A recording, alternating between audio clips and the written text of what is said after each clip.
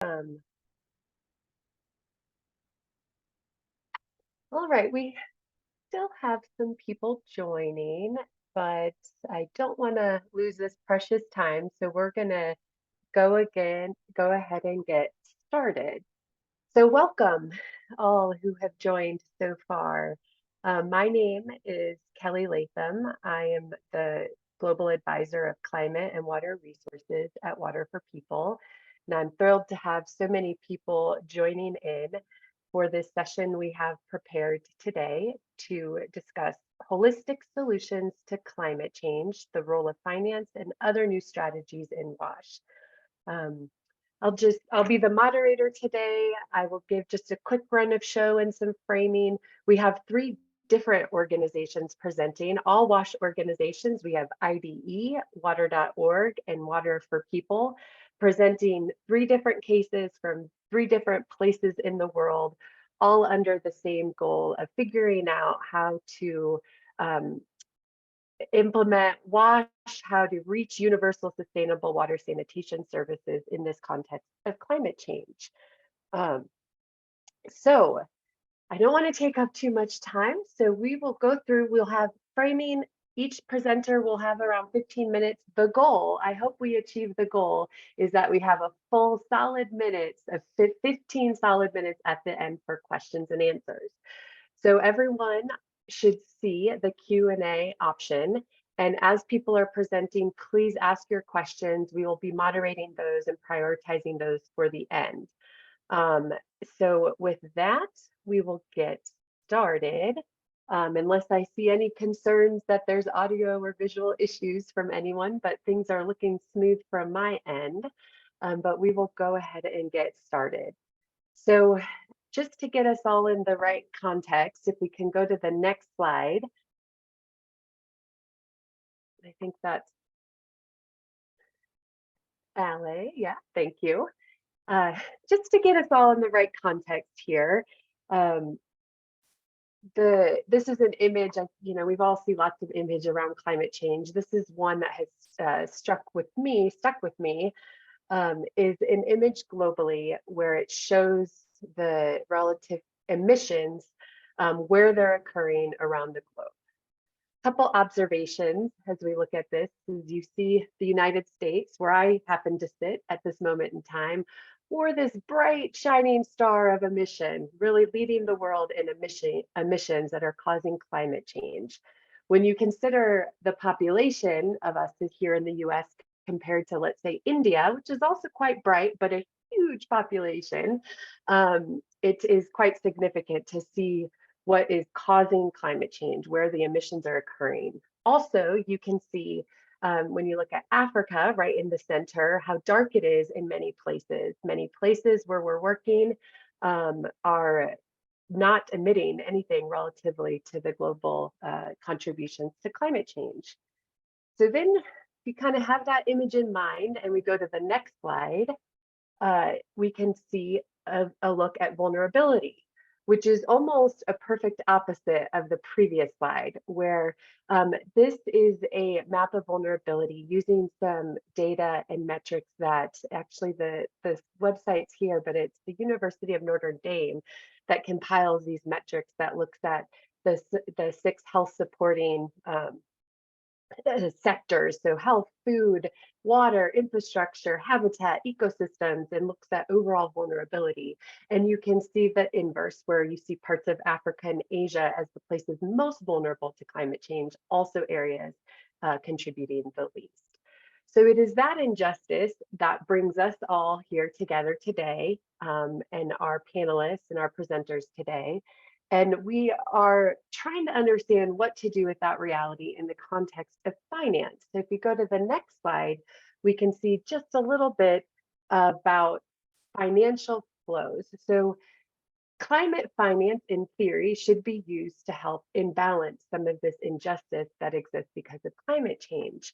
And this is a very busy image that I don't expect anyone to digest completely right now. It is available online through the Climate Policy Initiative that takes an annual global stock take of climate finance.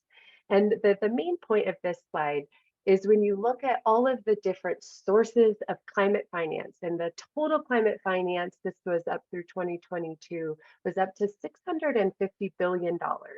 So that $650 billion, there's a variety of sources, instruments. But what's really interesting is when you look at how it's being used and in what sector. And so you can see here, this is where there's such a vivid statement about that difference between what's going to mitigation and reducing those emissions. So what money is flowing to the same places that are emitting versus what money is flowing to the places that are already experiencing and have been experiencing the threats from climate change and having to adapt. It's quite small. And then when you go all the way to the top right corner, you can see the amount that goes to water and waste adaptation. It's even smaller. And so although the climate crisis is a water crisis and it's disrupting the water cycle, a very small amount is going there. So we're all here today to try and show different examples, different tools, different approaches to help shift some of that flow for more finance up there. So with that, I'm going to pass it to Kate Harawa, our Director of Scale and Influence at Water for People, who is going to share a case, if we go to the next slide, on unlocking public and private finance for securing water and building resilience in Malawi. Over to you, Kate.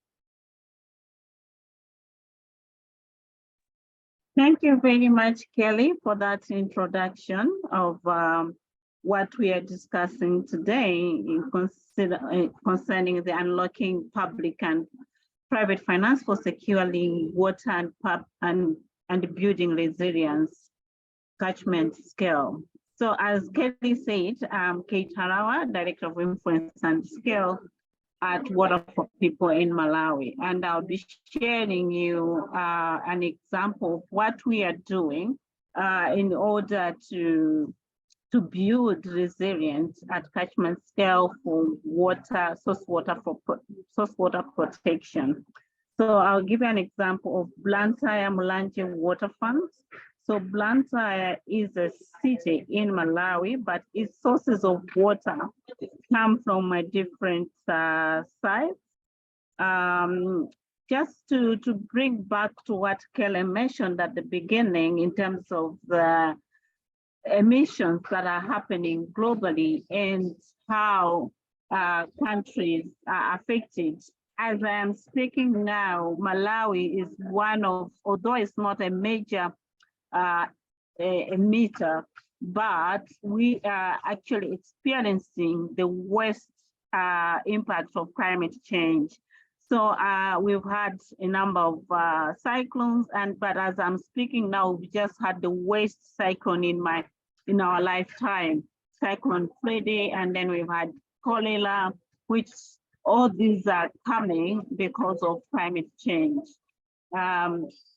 So you can see the impact. As I'm speaking now, I'm not even at my home, I'm not even at my office, because we have no power. So I had to go to a place where I can find power.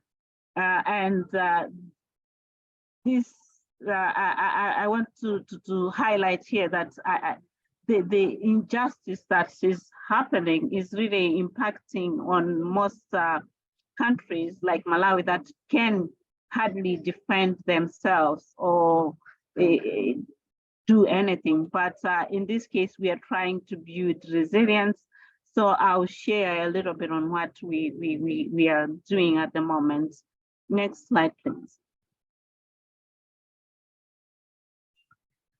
So as I alluded to, Malawi is a landlocked country, and Blantyre is the commercial city of Malawi, a home for over 800,000 people, and population growth is almost 350% since 1970. So you can see that what was designed for Blantyre now cannot save Blantyre if we continue doing things in the same way or business as usual. So in 2009, Water for People, using its Everyone Forever model, decided in partnership with government to start working in Blantyre peri-urban areas. So we partnered with Blantyre Water Board, of course, with also the municipal city of Blantyre, in order to reach universal access to sustainable water and sanitation services for the people living in Blantyre city. Next slide, please. So we've done a lot. And as you can see in this, according to the 2018 monitoring survey, which Water for People does every year, we reached over 95% in terms of community high-level service delivery. You can see there is no one at the moment, according to this data, who was accessing water from unimproved water system.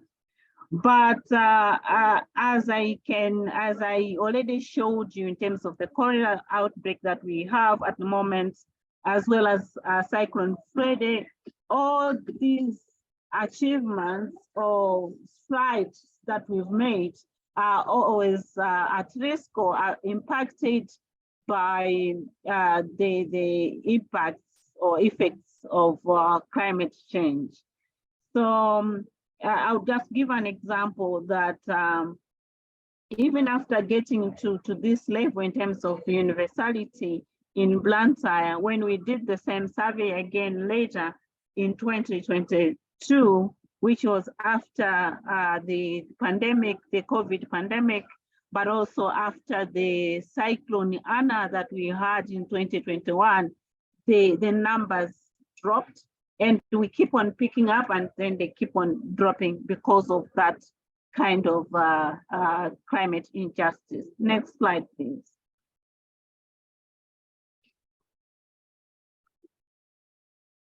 So Blantyre has 3 sources of water. Shire, which is about 40 kilometers away in terms of the source, and it's the largest catchment with an intake near the city, and the most significant water source. However, it's always affected by flooding, and which then results in a lot of sedimentation, and that affects water treatment or the quality of water, and also the quantity, as the dams is always silted. And Malawi is also uses hydropower, which comes from the same Shire River.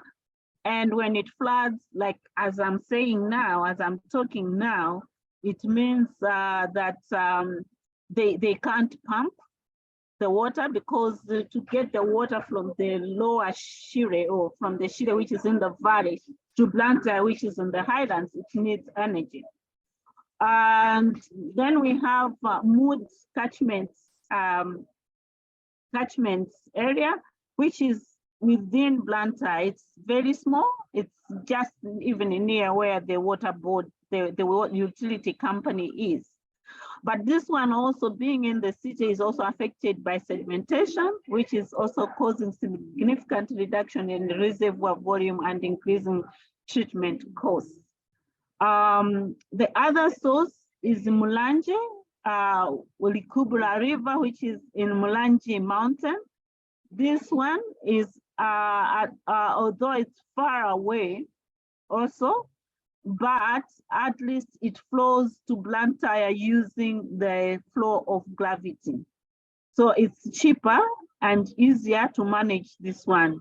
And also it's one of the it's high in biodiversity. So it's in terms of nature-wise, you can also have a lot more of benefits in terms of biodiversity. Next slide, please.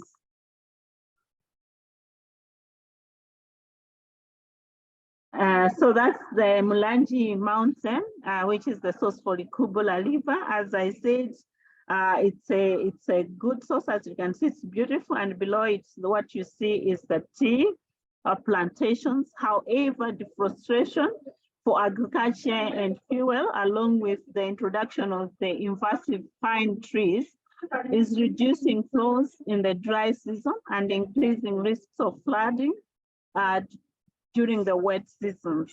And as I'm talking now as well, this is one of the also most hit areas with the current cyclone flooding. Let's move to the next slide, please.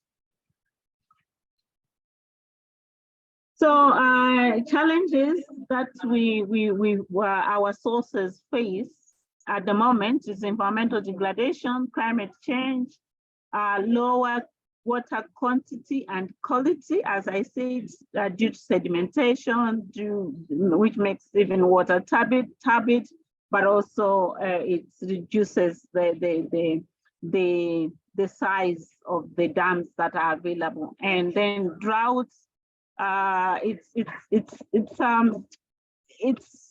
It's quite an interesting scenario that we have in Malawi, because we have, in same year, we will have drought, we will also have floods. And as I'm speaking now, Malawi has flooded, but some parts of Malawi where also it has flooded, like the Lower Shire, you find that it has drought, but it has just received the flash flood. And this then also results into food insecurity. So you can see the challenges that we're going through, and we cannot keep looking at this as it is. We need to do something. There is need for a paradigm shift. Next slide, please.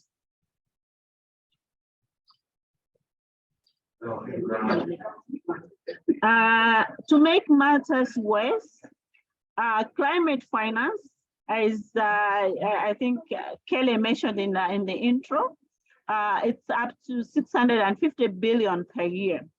However, water and adaptation is only getting 20 billion US dollars per year, which is just 3%. As if that's not enough, as for Malawi, which, as I said, is one of the low-income countries, only gets less than 10% for basic wash, and also less than 10% comes to the low-income countries, such as Malawi, and yet they're the most vulnerable countries. And to talk about the actual figures from the report according to WaterAid, the research that was done by WaterAid, only 45 million gets to water adaptation. And basic wash for Malawi, only 700,000 US dollars. And you can see the figures, and when you consider the challenges that we have, and when you relate that to the amount of money that is coming through climate finance globally, you actually see the gap. So next slide, please. Let me wind up. As I wind up, how should we move forward, or what should change?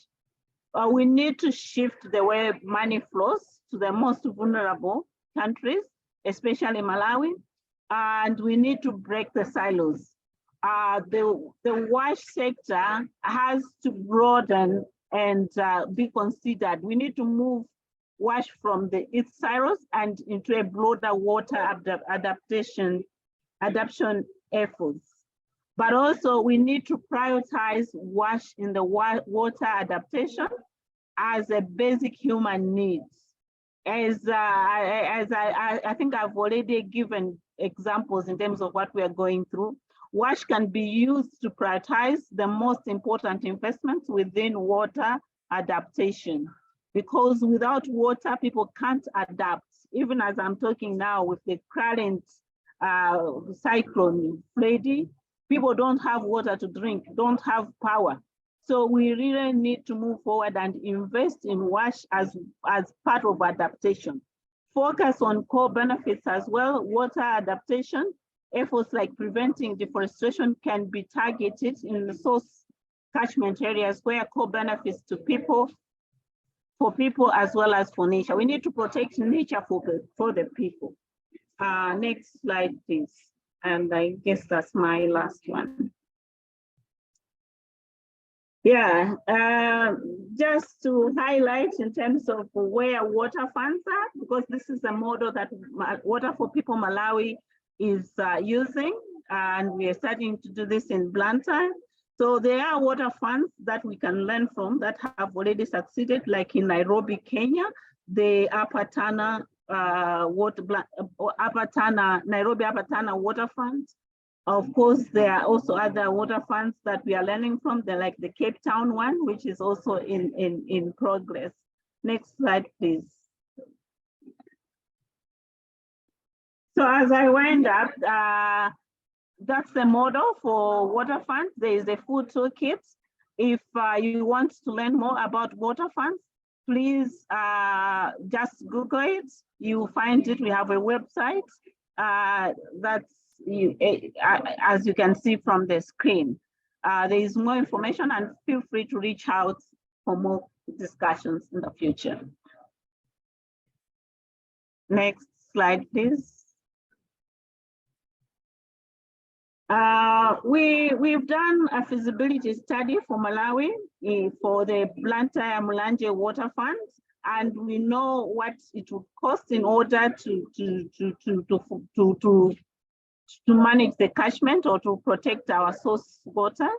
So Moody is the lowest hanging fruit. It only needs $500,000 US and 2.5 million for Likubula. And the biggest one is 400 million US for the Upper Shire, if we are to do this. But there are core benefits. When we do this, it will help to increase the capacity of the dam, reduce the treatment costs, retain productive capacity of the land, increase resilience against floods and droughts, which it's even broader than just for the wash sector, and includes skills development and access to green jobs, improve biodiversity and wildlife habitats. Next slide, please. I think my time is over. I think. Yeah, so thank you. The picture you see here, thank you for your time and thank you for listening. This is a group of key stakeholders that are part of the Blantyre Mulanje Water Fund. So we have stakeholders from the private sector, we have from government, and we have civil society, and as well as from the academia and the water utility companies. We are in our infant stage. We've done the feasibility study. We are about to start the design. So we hope with this model, we'll be able to protect our catchment at scale. Blantyre is just the starting point. Malawi is huge. We have other catchments that have also shown interest. And since we are working with governments, we hope it can easily scale to other places like other cities like Lilongwe or Mzuzu and Zomba. Actually, in this meeting, we have even people from Lilongwe and as well as Zomba City. Great. Thank you very much for your time and for listening. Just bring the next slide. I think it's my last one. Yep. Thanks so much, Kate. And a reminder to all, if you have questions for Kate, go ahead and add them in the Q&A. With that, we will move on from a catchment example to an example focused at working with a utility in Indonesia with Ben Mendel from water.org. Over to you, Ben. Thank you. Hello, everyone. If you're familiar with water.org's work, you may have heard a little bit about our household financing. That's often what we talk about, and it's really at the heart of what we do. However, today I'm going to talk about a little a newer, smaller area of our work, which relates to infrastructure. And specifically, I'm going to be talking about a project we did with an Indonesian water utility to build their resilience and through them, the resilience of the community. Next slide, please.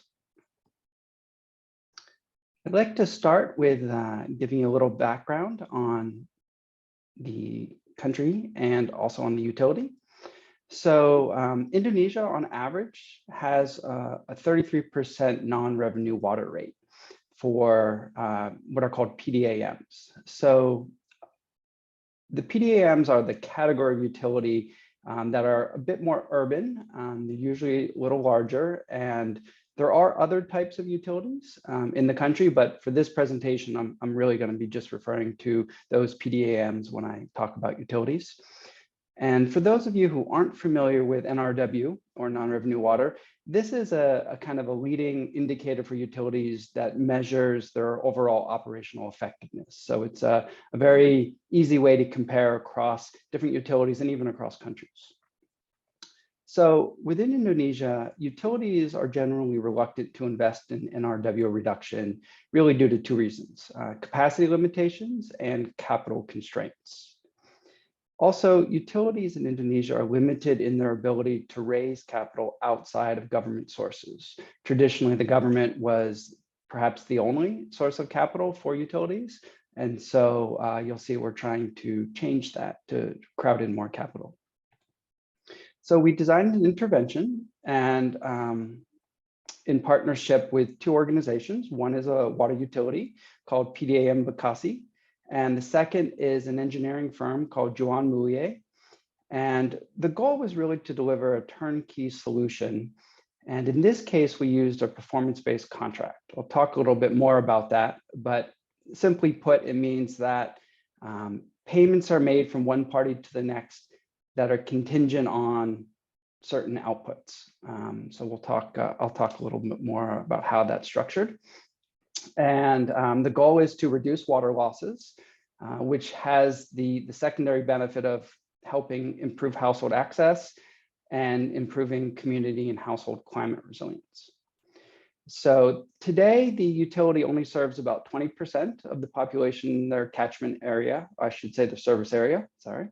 That's a pretty low figure, so there's a lot of potential for that utility to continue to serve more households. And today that represents about 231,000 households, so less than 1 million people. We also targeted this intervention at a subset of the utilities. So really about a third of the utility, we looked at just 2 of their subsystems as a way to kind of start small before scaling up. And non-revenue water is really a category, it's really a collection of several types of water or several different subgroups. One of them is called water losses, and that's really where we focused. So the most intuitive definition of water loss is physical water losses, as you might imagine, leaks from pipes, for example. There are other types of water loss, sometimes called apparent or commercial, such as unauthorized consumption. So within NRW, we really just focused on that one category of water losses. Okay, next slide, please. So these are the 4 main partners. I mentioned PDAM Bekasi, and they're the public utility. And the engineering firm that I mentioned is Juan Mulia. Of course, Water.org is involved. And then we also often work with Perpomsi. Perpomsi is the Association for Utilities in Indonesia.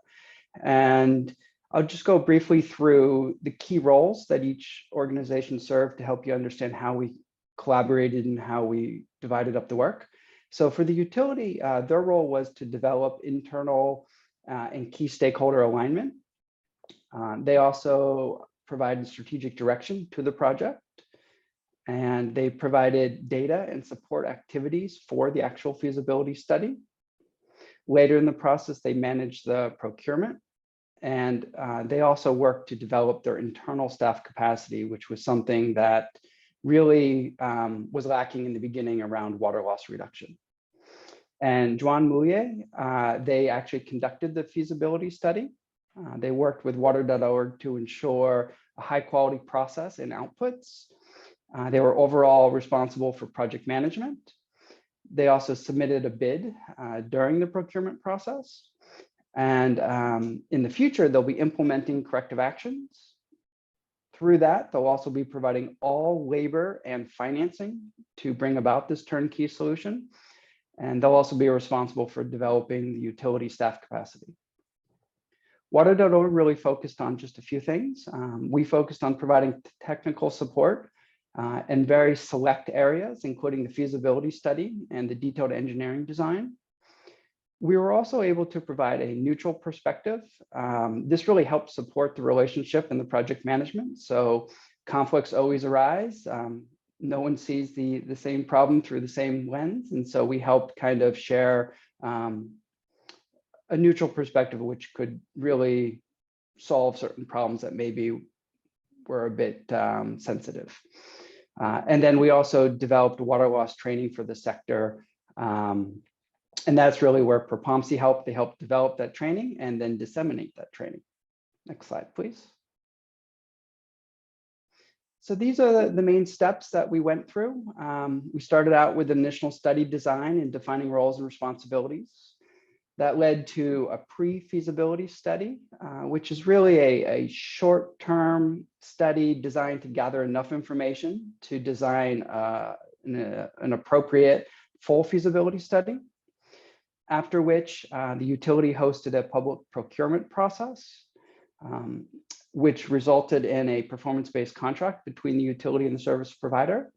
And soon, we're excited to say, we'll be starting a 5-year implementation phase where the actual losses are reduced.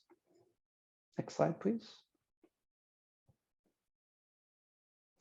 I want to share a few of the key results from the feasibility study. If you'll remember, the average NRW rate in Indonesia is 33%.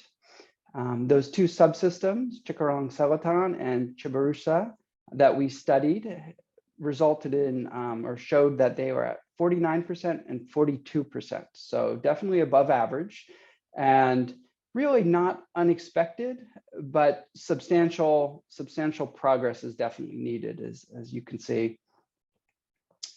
Also, the utility plans to sell the recovered water once the savings are brought about to both existing customers who do not currently receive enough water, but also they plan to extend into a new geography and serve new customers. So that's a really exciting use of that saved water.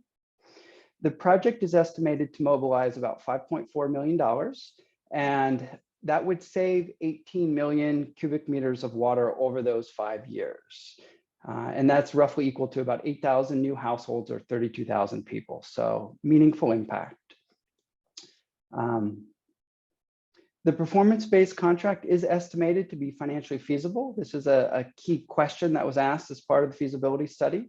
It was determined that Juan Muye would have an internal rate of return of about 20%. However, we also did a sensitivity analysis, and if revenues are off or lower by 10% or costs are higher by 10%, it would actually produce a non-financially viable situation. So it's going to be a great test to see how good our estimating was, and it's going to be important that we get good at that, because if this isn't a profitable opportunity for the private sector, they're not going to repeat or want to scale it up. Okay, number 5, under the performance-based contract, all labor and capital will be provided by Juan Muye, as I said. That's really important to the utility. As I mentioned earlier, it's common they have capital constraints and technical limitations, so that turnkey solution is very attractive. And then there will be a kind of a revenue split, roughly 60-40. And while it's not huge, we did want to include the GHG emission savings over the 5 years. They'd be just around 5,000 tons of CO2 equivalent. Next slide, please.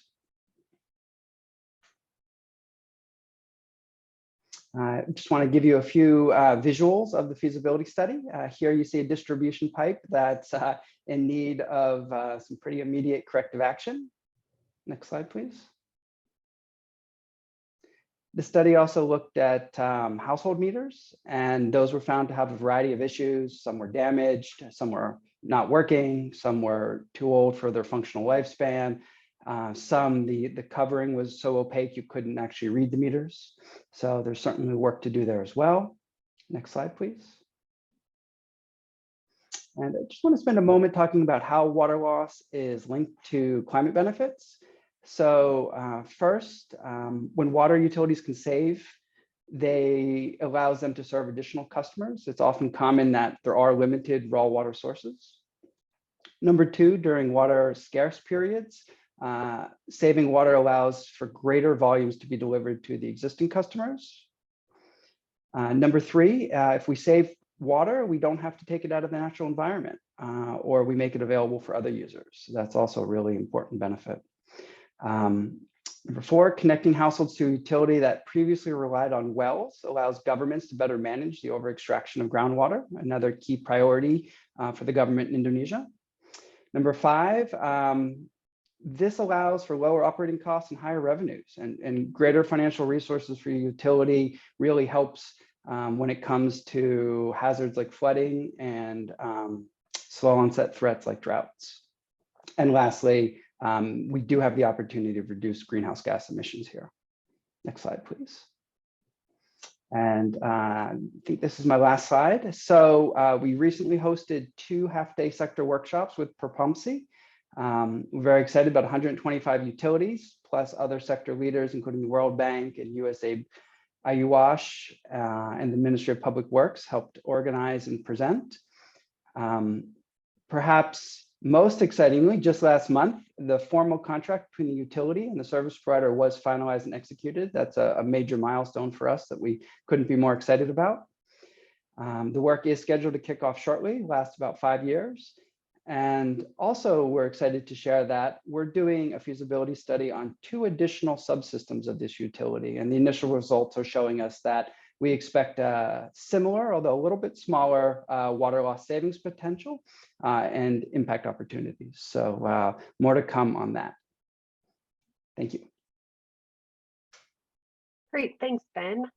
And again, feel free to ask Ben questions in the Q&A. I think we're not going to quite hit our goal of 15 minutes for Q&A, so we can do some written responses as we enter the final presentation with Sarah Custer-Lalonde, who's going to take us more down to the household level as we've moved from catchment utility to household as we think about finance. So thanks again, Ben. Over to you, Sarah. Hi, everybody. I am IDE's Global WASH Director. And for those that are less familiar, IDE is an international NGO. And our mission is ending poverty by building resilient and inclusive markets. We work in multiple sectors, including agriculture and WASH. And through our market-based approaches, we facilitated the sale of over 1.4 million toilets in Asia and Africa, and over 700,000 water filters. Next slide. So after hearing from Water for People about the watershed level, water.org on the utility side, as Kelly mentioned, I will discuss the importance of ensuring that financing flows are reaching the households that need it most by sharing some of our experience in our work in adaptation and mitigation, and ending with an urgent call to action to rebalance those climate flows. Next slide. IDE has been building markets for sanitation in Cambodia since about 2009, and we've reached 2 million people that have invested in durable and hygienic toilets. And this map here shows you the adaptive capacity of countries in Southeast Asia. And you see that Cambodia is that really bright spot on the kind of bottom of the peninsula. So Cambodia's low adaptive capacity results in extreme vulnerability compared to other countries in the region. Over a quarter of the population lives in floodplain regions that are affected by floods, high groundwater, and we know that the incidence and risk of waterborne diseases increase with flooding. In part, that's due to WASH systems failing. So when we heard about Malawi and the cholera outbreak, this is in large part due to sanitation systems failing. So we cannot hope for, climate resilient solutions if we do not include sanitation.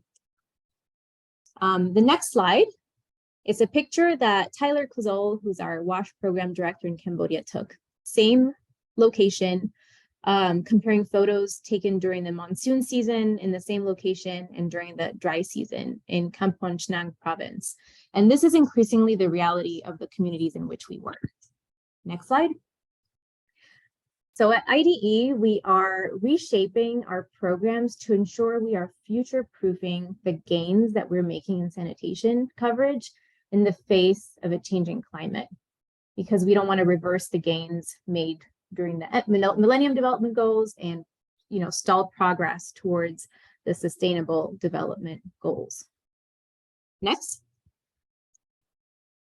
So this photo here illustrates really the WASH climate vulnerability of rural households living in flood-prone areas.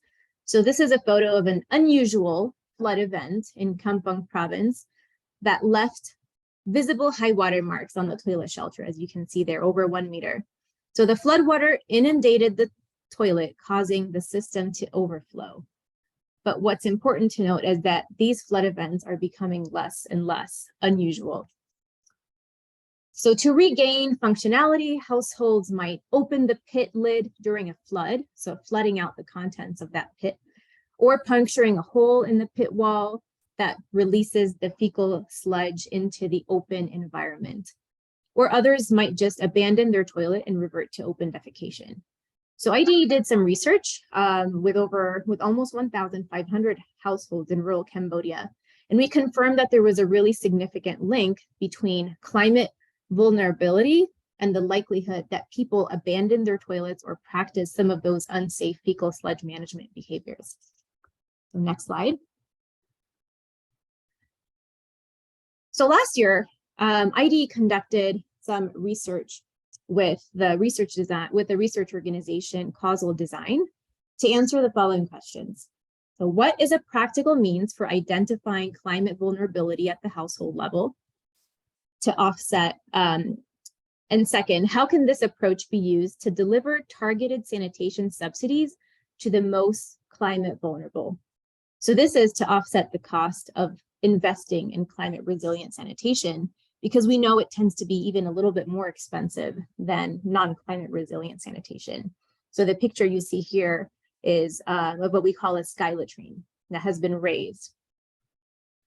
And then third, how effective are these climate targeted sanitation subsidies at increasing sanitation coverage while not damaging local markets? So this is a two-part question, right? Looking both at take-up of sanitation among those offered a subsidy and ensuring that subsidies are not distorting markets, which has been a key concern about subsidies in sanitation in the past. So the team started with a brief market study, sales trials, and then they next developed and tested a climate vulnerability assessment, which was comprised of 3 layers. So a poverty probability index, which is a comprehensive poverty measurement tool, using the climate vulnerability index, which is secondary data that's available on the locality's climate vulnerability. And then third, data on household income disruption due to climate events like floods, for example. Then the team began the randomized control trial. So just for those maybe that are less familiar, an RCT kind of is a research design that divides participants into treatment or control groups. So in this case, the treatment was communities where eligible households could receive subsidies, and in the control communities, no subsidies were offered, even if people could have been eligible. Next slide. And the results, first, we developed the vulnerability assessment tool, which seemed to work quite well in identifying the climate vulnerable households. And second, treatment households were nearly 5 times more likely to invest in sanitation compared to eligible households in control communities, right? So 38% versus 8% in control communities. And we found no evidence of market distortion. And the implications is that this is an example of an effective and cost-effective mechanism to direct climate finance to those that need it most. There's often the question of what is the additionality? How do we know that the funding is going to where it's most needed? So this is an example of a cost-effective way to direct climate finance to those that need it most. And because we had a control group, we really can prove that. that without the subsidies, only 8% of climate vulnerable households invested in that sanitation. So here you can see one of the proud owners of a new sky latrine over here. So looking ahead, starting in this year, after we demonstrated compliance with the Rio markers, IDE is now scaling up the delivery of climate resilient sanitation subsidies with climate finance from the government of Australia through the Water for Women Fund. So next slide. Going back to the really busy chart that was shown earlier with that small oval showing where the WASH climate finance is going. But if we break that down, if we take this small portion and break it down, next slide, it shows you the almost kind of indiscernible tiny slice that is the funding, the finance that's going to basic sanitation, right? And we see that without climate resilient sanitation, gains made across all other sectors are at risk. So the Millennium Development Goals for water were met early, but the sanitation target was missed. And I'm very worried, as are others in the sector, that we will be repeating the same mistakes. Next slide. I'll try to go a bit faster to leave enough time for Q&A. So it's clear that we must advocate for increased adaptation finance, right? But how does mitigation fit into the equity question? We know that the world must urgently reduce greenhouse gas emissions to limit further impacts of climate change, which are disproportionately affecting vulnerable countries. And though the most affected countries are least responsible for climate change, those communities and households have a role to play too.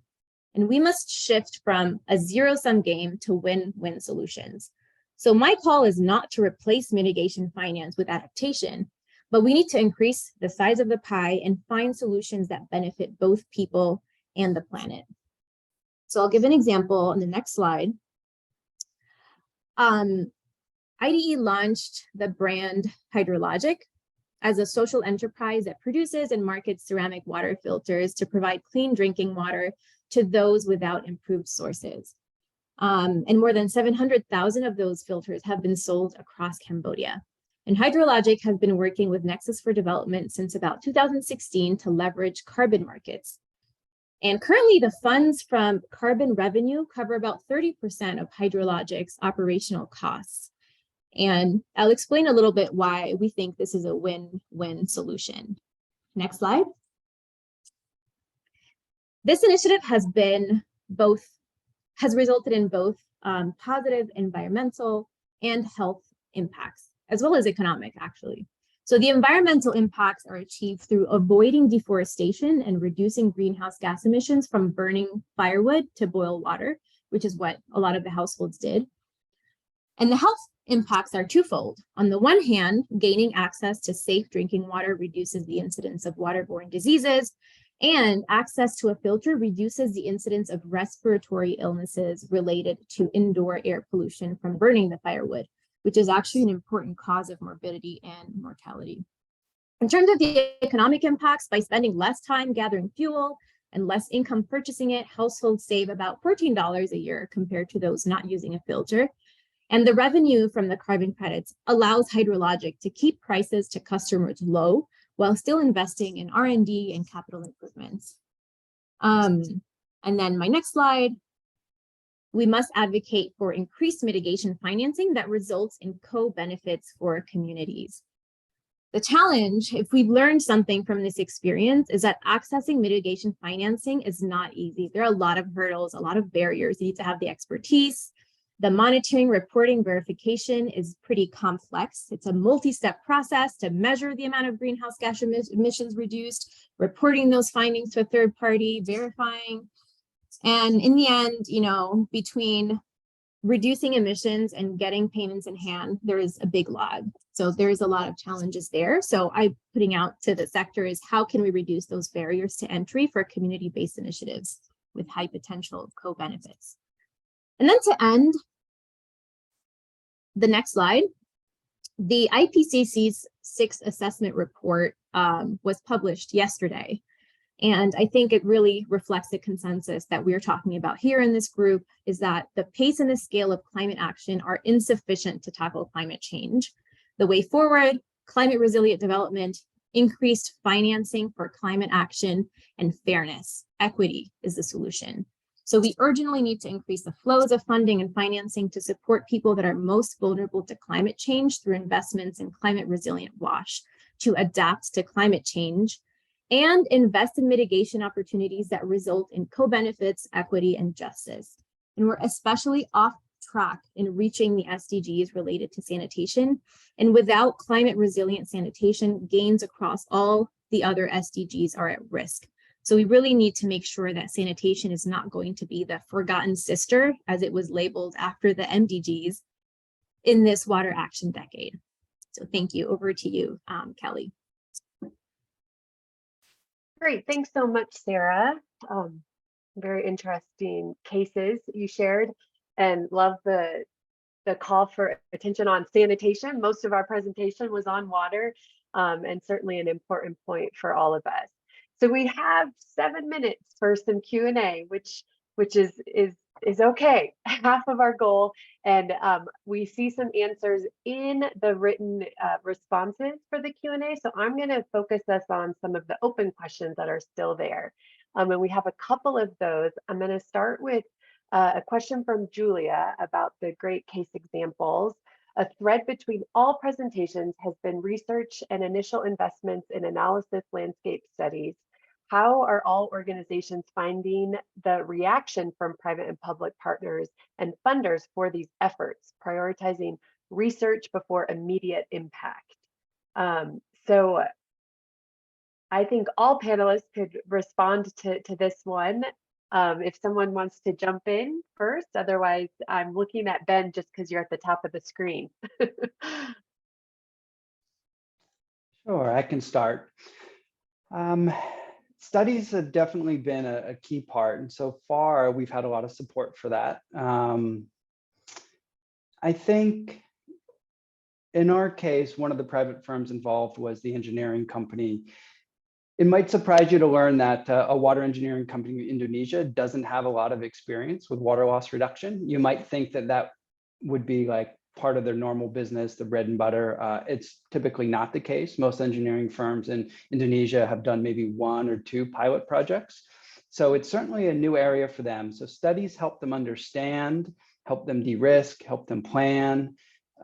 Without our study, we couldn't have done a performance-based contract. There's no way both parties would have agreed to sign some kind of revenue share without more information. So I think, overall, it's been a fundamental step. And to date, our donors have also been very supportive. We've explained the need, and we really haven't gotten pushback. Of course, they take time. Everyone wants impact on climate yesterday, including us.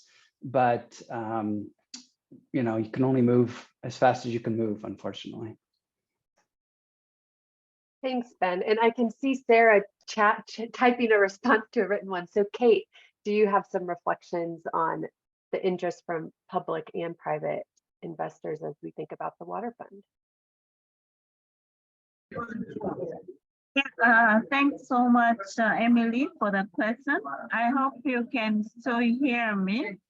If the background noise is too much, then I will just depend on the response that I've put in the chat box. But yeah, I think initially issues of public-private partnerships, PPPs, where like, I think people were looking at each other with a different eye, like protecting their spaces. But now even in governments and everyone knows that we cannot continue working in the same way in silos. We need to work jointly together and partner. So slowly the public-private partnership is coming in. And especially with the WASH sector, we are seeing more and more, even in some of the major water supply projects. And what we are doing now with the Blantyre Mlanje Water Fund, it's actually one good example of that kind of partnerships, because in our Mlanje Blantyre water fund, we have a bank, FDH.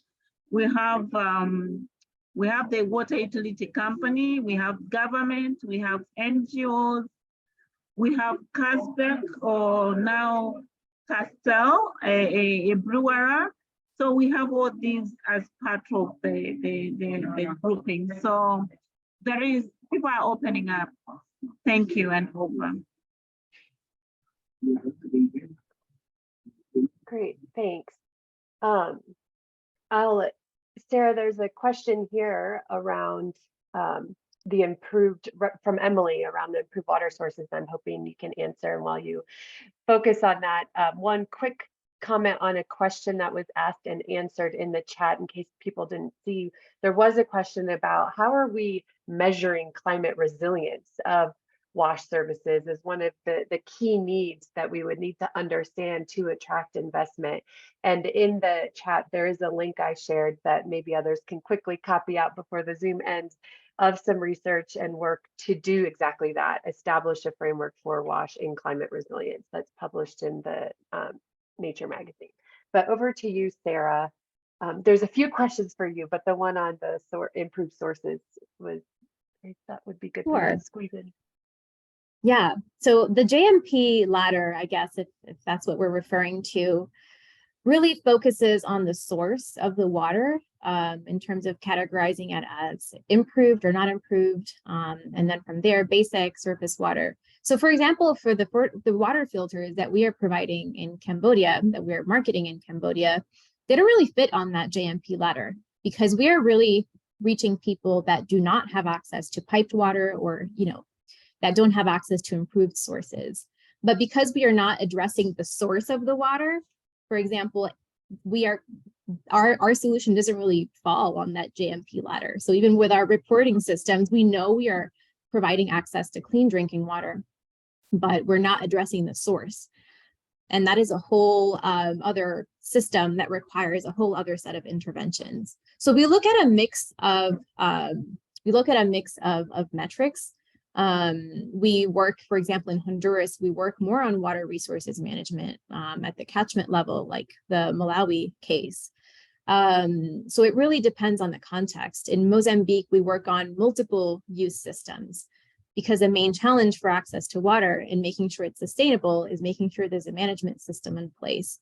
So the sustainability of that access is something that we look at as well. So I think we need to have a little bit kind of a broader view of sustainability, but also finding a right fit solutions, like the water filters, as we try to strive for everybody to have access to safely managed water services. There are solutions that in the interim can be helpful for households to have safe drinking water. Kelly? Great, perfect timing. We're at the close. There were just a couple takeaways. Ali, if you can go to the last slide that we can all sit with as we leave. And please feel free to reach out on LinkedIn or however with any of the panelists to continue answering questions. I think we captured most of them in writing, and if not, we can follow up after the time today. But yes, hopefully it's clear that the urgency of the need, that there are very diverse options. We talked about completely different examples between the three organizations working at catchment utility household level. There's opportunity for public and private investments, and just that real need to think about those co-impacts in all that we do to prioritize that very trickle of amount of money we have to do the most with climate adaptation and mitigation, as Sarah pointed out. So thanks everyone. Thanks to the panelists. Thanks to those behind the scenes, Ali and Anna, managing the chat and the platform. And I hope everyone has a great day. And those of you at UN Water and continuing to participate virtual, I hope you all learn a lot over this next week. Thanks. Thank you. Thank you, Kelly. Thanks, everyone.